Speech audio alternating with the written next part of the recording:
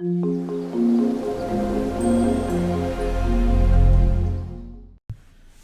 everyone, this is Professor Robert Solis. Welcome to our next video lesson.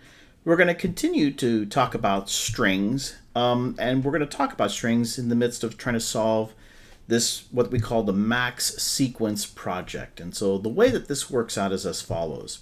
First of all, we are going to be reading from an external file a bunch of numbers. And so let's say, for example, that I have a text file that has these numbers, 23789, blah, blah, blah, blah, blah. And every single line is terminated with a -1. That's how we determine that we've reached the end of a particular line. Now, what we're trying to do is, out of all these test cases, and you can put as many as you'd like. It doesn't have to be, 1, 2, 3, 4, 5 rows of numbers in this particular case. It just happens to be as an example. And what we're trying to do is to find out the number of sequential numbers. So for example, it looks like I have 2, 3, that's 2 sequential numbers.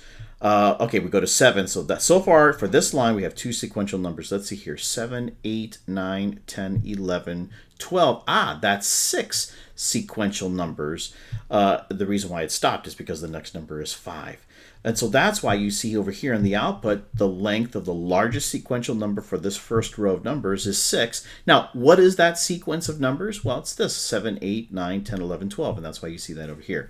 The -1, we've reached that, so that means that's the end of that row of numbers. Let's go to the next line and see what the largest sequence is there. Okay, so 3 to 8, that's not a sequence of numbers. 8 to 9, that's a sequence of numbers, so that's 2 numbers so far. And let's see here. So we have 2 to 8, nope. 8 to 1, nope. 1 to 3, nope. 3 to 2, nope. 2 to 3, yes. 3 to 4, yes. Okay, so that's a total of 3. So it used to be that this row had 2 sequential numbers, but we want the largest sequence of numbers, and the 2, 3, 4 is certainly the largest. That's why you see over here the output says 3, and we also have sequence 2, 3, and 4, and so forth and so on. Okay, so for however many lines that rows of numbers, I should say, for however many rows of numbers, we're trying to find the largest sequence of numbers, and on the output panel here, we're going to be displaying that. Okay. All right, so now that you understand this, first of all, what I want to do is let me go back over here into my Windows environment. I think I mentioned that you're going to have to create an infile.txt file. This is a text file, and what that text file is going to contain are all the numbers. So you could type, again, as many rows of numbers as you want, as long as each of the different rows terminates in a -1. That's how we're going to be able to read if we have reached the end of that particular file.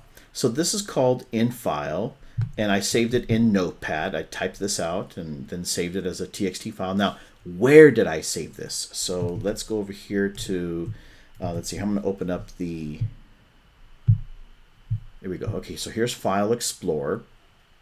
And so all of your projects are saved on inside of the Visual Studio 2015 projects folder. So what I would recommend that you do first is go ahead and create a project. This one's called Max Sequence Project. Again, just type in whatever the project is. Type in your basic lines of code like IOStream, user namespace, int, main, and then go ahead and run the program. And what that's going to do is that's going to save and create the file. Okay, so let's look for max sequence. So over here, I'm going to look for the letter M because this is in alphabetical order. And once I find the letter M, which is right here, max sequence, I'm going to double click on that file. And then you'll see another folder with that exact same name. I'm going to double click on that folder, and that's where I'm going to save my int file. So in other words, wherever your source.cpp file is, that's also where we are going to save our text file, because wherever that C++ file is, it assumes that the input file that we're going to be getting data from is also in that same folder. So wherever your C++ file is, your source.c++ file, that's where you should also save your text file. So this guy over here has been saved, right? So I can just simply say save as and make sure that that's saved inside of that same folder. And you see over here that's in that max folder, infile.txt. Perfect, we're in good shape. Okay, so now that I have the input file ready to go, let's talk about the code. First of all, I am going to be reading from a file, which means that you're going to have to also include the fstream library, because that's what's going to be opening up lines of communication for your input stream and also for your output stream to your external file. I think there was also a criteria in the handout. Let me go back over here about, yeah, there it is. Write a program that takes an input n lines where each line consists of a list of up to 20 distinct positive integers, terminated by a -1 as a special mark for the end of the list. Okay, so since I know that criteria, let me go ahead and just create an array, right? And so we'll just say that the array size is 20, given that I can only put in 20 numbers. And I'm going to create an array called sequence, and that's going to contain all of my numbers.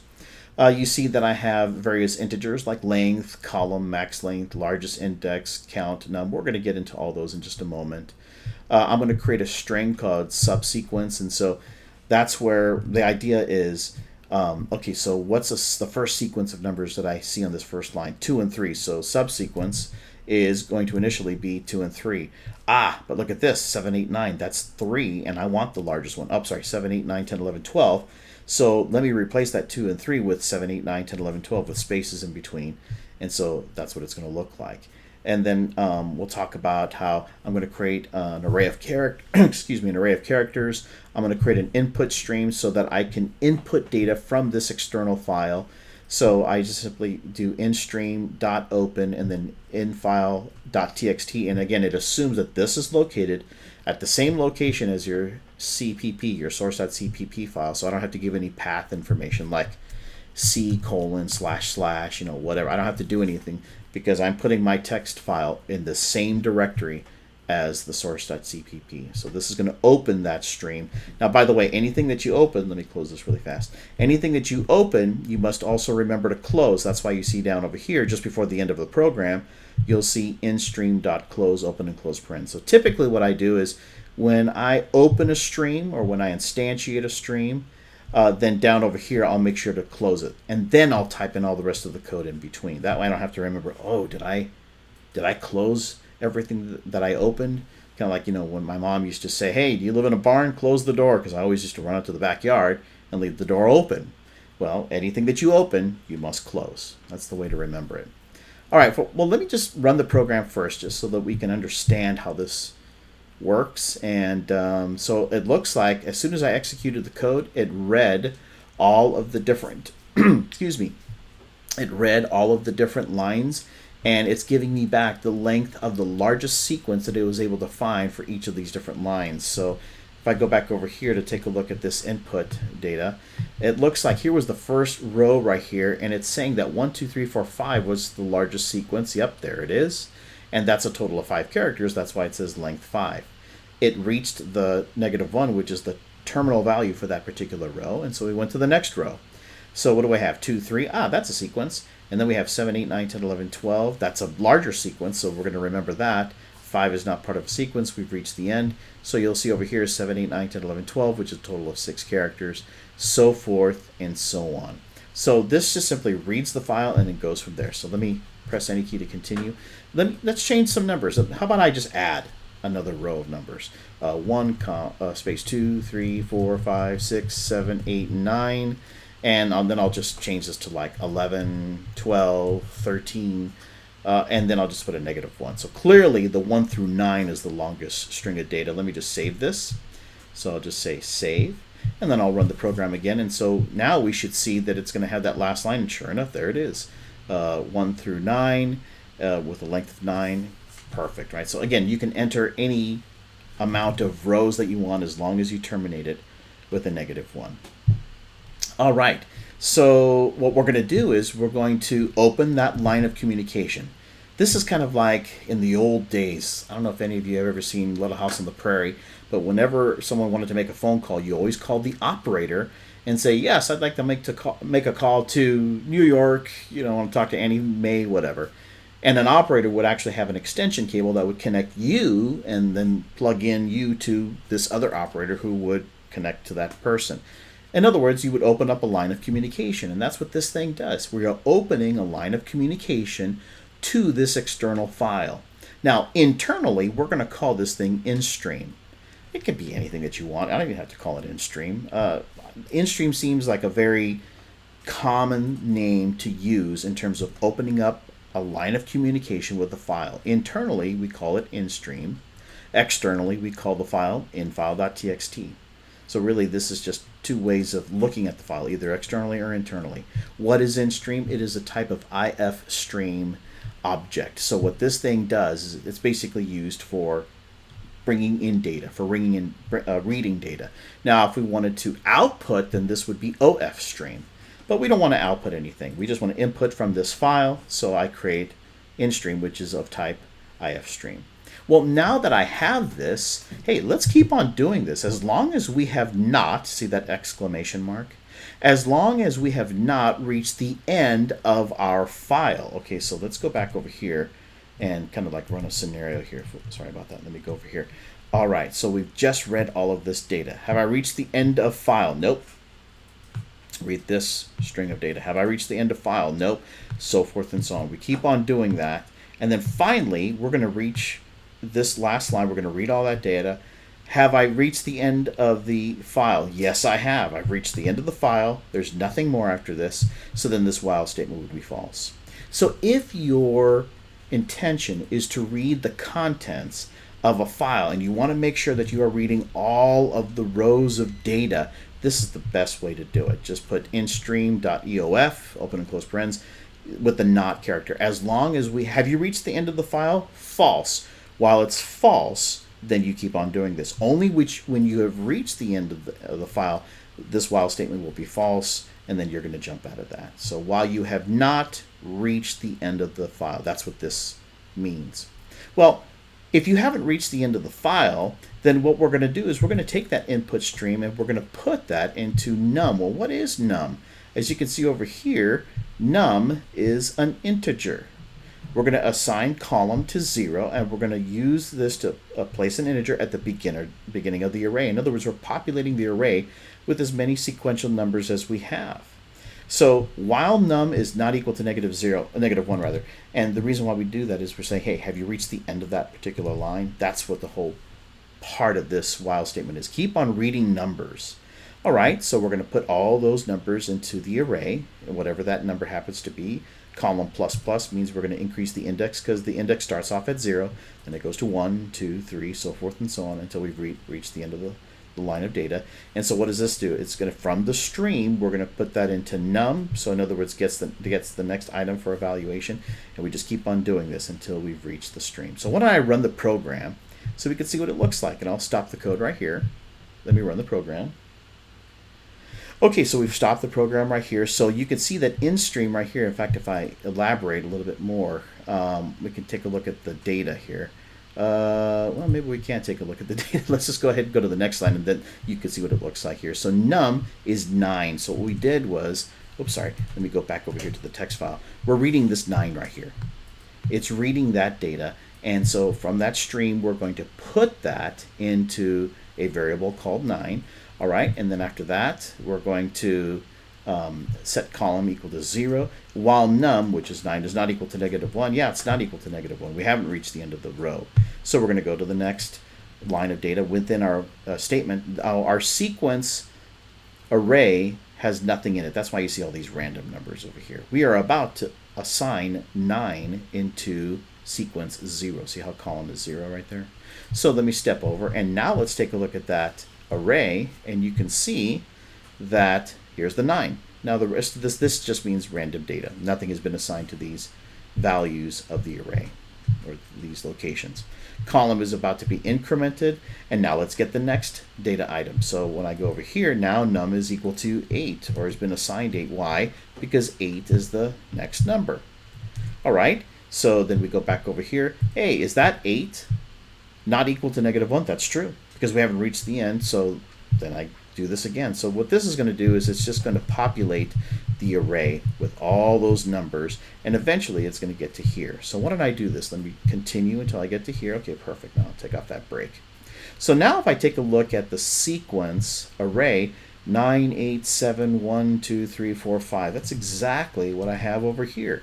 9871234 5. Now notice the negative 1 is not stored because that was our terminal value, so we're not going to be using that to populate the array. All right, so it says over here we're going to place the negative 1 in the array indicating the terminator. Oh, okay, so we're doing this manually.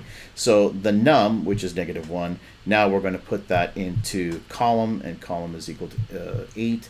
So let's go ahead and populate that. Now if I take a look at the array 98765, okay, yeah, so there's the negative 1, which is that last character. All right, so we're going to reset the column variable for the next loop. All right, so that means that we set that equal to 0. Now notice this. Okay, so as long as we have not reached that terminal negative 1, right? So as long as the value within this array is not equal to negative 1, column is equal to 0. So that means that we are looking specifically at sequence 0, which is 9. All right, so let's take a look and see what happens with that number 9. All right, now if this number 9 has another number next to it that is in sequence, then we're going to want to know what that sequence number is. All right, so over here, notice that I jumped to the else if statement. So it says over here, while, see, column is 0, 0 plus 1 is 1, so we're looking at index 1. Okay, so index 1 is 8. Okay, so while index 1, which is 8, is equal to, okay, so what's this over here? This is looking at index 0 plus 1. So first of all, what's that value at index 0? That's 9. Okay, so 9 plus 1 is 10. So is the next number sequentially after it? And it's not. See, it's decreasing, so that's why it doesn't include, we're not interested in that. What we're interested in is ascending sequences, not descending sequences. All right, so that's why I completely skipped that if statement and went over here. Okay, so the length is equal to 1. Is the length greater than the max length? Max length is going to be that eventual length of the largest sequence of characters. It's not greater than that, so we just completely skip over there. Column is going to be incremented, and so we go back to the while statement and consider the next character. All right, so now we're looking at column 1, or index 1. That's 8, all right? So what this does is it says, okay, is the number 8, is the next number after 8 greater? Or in other words, is it 9? And it isn't, so we're going to just go over here. Column is going to be plus plus. Okay, so let's see here. Now column is 2. Well, let's see what we have over here for 2. Oops, sorry. Go back over here. Index is 2. 7 is not greater than 8, so it's just going to skip this again. And now column is 3. And what is index 3? Index 3 is 1. Okay, so 1 is not greater than 7. So what's going to happen here is we have over here, column is 3. 3 plus 1, that's 4. Okay, so what is 4? Ah, look at that. 4 is 1 greater than this.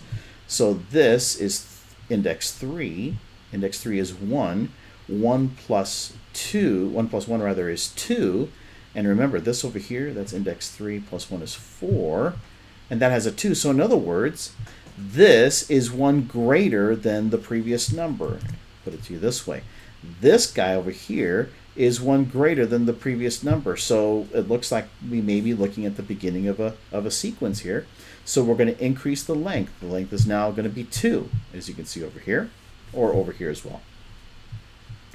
All right, so let's go ahead and column plus plus, and let's see if we can find out how many numbers are in this sequence. All right, so we haven't reached the end yet, so let's see here what's going on. All right, looks like column is 4. 4 plus 1 is 5. What is index 5? Sequence index 5 is 3. Now, is that equal to 1 plus the previous sequence, which was 4? Yep, it is. 4 has 2. So in other words, this is 1 greater than the previous number. That's good. So we're going to keep track of the length. And so we increase the length and we go through the next sequence. So in other words, what's happening here is it's saying, okay, now we're looking at this. Is this one more than this previous character? It is? Okay, so we're going to increase the length. How about the next character? Is this one greater than the previous character or previous number? Yes, it is. Okay, so we're going to increase the length. Is this one greater than the previous number? Yes, it is. Okay, so we're going to increase the length. And eventually it's going to get to that -1, which the -1 means, hey, you've reached the end of the file. So I think what I'll do is I'll just put a stop right here. We'll keep on running. Okay, now I'll take off that stop. Well, what do we have now in terms of our length? It says over here that actually, let me see here. Oh, I see. So yeah, so we've been going through all these numbers. It says that the length is 1. Okay, so we're going to set the count equal to 1. We're going to set the length equal to 0. All right, now we're going to create the output string. So the maximum length, it looks like it's 5, and that makes sense because the maximum length is 1, 2, 3, 4, 5. Those 1 through 5 numbers are the sequence of numbers that was the largest for this first row, and that's really what is happening over here. That's why at first I was like, hey, how come length is 1? Well, that's okay, because max length has been updated every time the length is greater than the max length. So in this case, it looks like it's 5. Well, now, as long as the count is less than 5, we need to extract those characters. Let's extract the 1 through 5 and then send that out to the display. All right, so the way that we do that is as follows. Now, there's this one function over here called integer to alpha. And so this is what it looks like right here, and it does exactly what it sounds. It converts an integer to an alpha, or converts it to a character. Here's the beginning parens, here's the ending parens. Now inside of that, what do I have? So it looks like I have an array here, so this is the array. We're going to be looking at a specific number. Let's see here. What is the largest index? So the largest index is 6. Let me go back over here and make sure that that's true. 0, 1, 2, 3, 4, 5, 6. All right, so it's saying over here that the largest index is 6. The maximum length is 5, so 6 minus 5, that's going to be 1. 1 plus 1 is 2, plus 1 more, that's 3. So over here, we're going to take a look at sequence 3. Well, what is sequence 3? Let's see here, sequence. That's 1. And isn't that the beginning of our sequence of numbers? Sure it is. 1, 2, 3, 4, 5. It begins at index 3. So that's what this little equation does. It determines where shall I start from. All right, now what am I going to do? So if I'm going to be converting a number, I'm going to have to take the number, first of all, that I'm interested in grabbing. I'm going to put that into this variable called myCharacters. And what is the base of the number? So the base of the number in this case is going to be base 10, which means numbers like you and I count on our hands, right? 0 through 9, and then of course any number after that goes into the tens and the hundreds and so forth and so on. So this is indicating what that base is going to be. All right, so let's see what happens. Let's go ahead and enter into this. Okay, now my characters right now hasn't been assigned anything, so let's see here what happens now. Let's go back over here to my characters so I can remind you what this is. My characters is an array of characters, and we don't have anything that's assigned to this right now. But watch what happens after I go step. Okay, so now here's my characters, and if I take a look at that, notice over here the number 1. All right, so we're going to step through now. Now the sequence, the subsequence, which is a blank string, is going to be that same blank string. We're going to concatenate a space, and we're also going to concatenate my characters. Well, over here, my characters, as you can see, that's just a 1. So now, as you can see, subsequence is now going to be space and then the number 1. So we're going to increase the length, which is 0 right now. We're going to increase it by 1. We're going to increase the count by 1, and we're going to go back and do this loop again, okay? So now what we're going to do is we're going to grab that next character in our sequence. In other words, we want to grab the 2, and we want to put that into my characters, okay? So let's go ahead and step through. Now notice that my characters, when I open this up over here, there's that number 2 right there, okay? And again, this is a base 10 number, so what we're going to do is we're going to take that subsequence, we're going to concatenate a space, and then whatever the value is for my characters, which in this case is 2. So when I step through this, now notice what subsequence is. It's space 1, space 2. In other words, we're getting ready to capture the sequence of numbers, and so forth and so on. So let me stop the code right here. I'll continue, and now you'll notice for this subsequence, here are the numbers 1, 2, 3, 4, 5. And that makes sense because that's what we're trying to grab, 1, 2, 3, 4, 5, that the largest sequence of numbers in our string. Well, now that I've done that, I have the variable length, which I've been adding 1, 2 for every iteration. So now this is going to be a total of 5. I have the subsequence, which is 1 through 5. Okay, so let's display it. So I step through that, and now if I look at the output, you'll see there it is. The length is 5. Here's the sequence of numbers. That's being displayed. Okay, now let's get ready for the next iteration. Well, in order to do that, I better make sure that the subsequence is going to be lengthed out. The max length is again set to 1. The length is set to 1. And then I go back to the top and say, hey, have I reached the end of the string? No, you haven't. So we're going to do this whole thing all over again. So that's how this code works. You're just simply grabbing. First of all, you're asking, is the next number one larger than the previous? Is the next number larger than the previous? You keep on doing that until you get to the -1. Once you get to the -1, you display that subsequence of numbers. You display what the length is on the output, and you do that for every single row for however many rows of numbers that you have. This right here is going to guarantee that you're going to go through every single row until you've reached the end of the file. So while you have not reached the end of the file, keep on looping. That's how you read this thing. And then in this case, while you have not reached the end of the line, right? And we know the end of the line is terminated by -1s. So while you haven't reached the end of the line, go ahead and grab the next sequence of numbers. Keep going through that. And then once you've got that sequence of numbers, let's use this integer to alpha to put this number into a string. That's what this guy is over here. Let me go back over here and remind you over here. See what substring is? It's a string. So a substring allows you, or a subsequence rather, allows you to concatenate, make it larger and larger and larger. Maybe what some of you are asking about, well, hey, Professor Solis, how come you had to have this array of characters over here? Maybe you should just have a character. Hey, that's just the way that ITOA works, right? So I just simply create an array of characters. And since I'm going to be referring to that array, specifically the first index of that array, or the 0 index, that's what this thing does. I don't have to necessarily put the my characters braces 0 close braces, even though this is an array of characters. We're just going to be, when you do this, it just means you're taking that 0 index, and then you just keep on concatenating. This is just the way that integer to alpha works. Don't forget the underscore at the beginning. Don't forget the underscore s. It's like the new improved version of integer to alpha. And then you just keep on doing that over and over again. Let me take off this break.